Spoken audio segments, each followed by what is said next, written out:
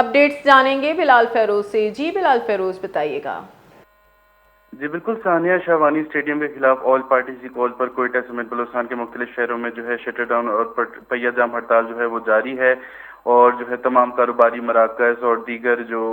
Medical stores, تندور اور تعلیمی ادارے ہیں وہ بند رہے، جبکہ سڑکوں پر ٹریفک نہ ہونے کے برابر رہا۔ اور احتجاج کے دوران سیاسی جماعتوں کے کارکن مختلف مقامات پر سڑکوں پر نکل آئے، جس دوران جو ہے بعض مقامات پر پولیس اور مظاہرین کے درمیان جھڑپیں بھی ہوئیں اور آنسو گیس شیلنگ کا استعمال بھی کیا گیا، جبکہ متعدد سیاسی کارکنوں کو حراست میں بھی لیا گیا ہے۔ اسی دوران اچانک شہر میں جو ہے mobile phone internet data service بھی معطل کر دی گئی ہے، جس نے شہریوں کی مشکلات میں مزید اضافہ کر دیا ہے، اور شہری جو کہ گھروں میں محصور ہیں ان کی تشویش میں مزید اضافہ ہو گیا ہے۔ انٹرنیٹ کی معطلی کے باعث عوام اپنے اہل خانہ اور دیگر افراد سے رابطے میں دشواری کا شکار ہیں، جبکہ کاروباری طبقہ جو ہے آن لائن لین دین نہ ہونے کے باعث شدید پریشانی میں مبتلا ہو چکا ہے، جبکہ طلبہ کی آن لائن کلاسز اور تعلیمی سرگرمیاں بھی متاثر ہوئی ہیں۔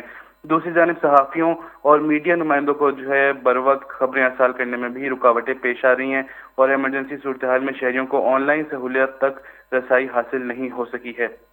ذرائع کے مطابق جو سیکیورٹی خدشات کے پیش نظر انٹرنیٹ سروس بند کی گئی ہے، تاہم محکمہ داخلہ بلوچستان کی جانب سے اس حوالے سے کوئی باضابطہ وضاحت تاحال سامنے نہیں آئی ہے، اور نہ ہی جو ہے اس کی کوئی وجہ بیان کی گئی ہے۔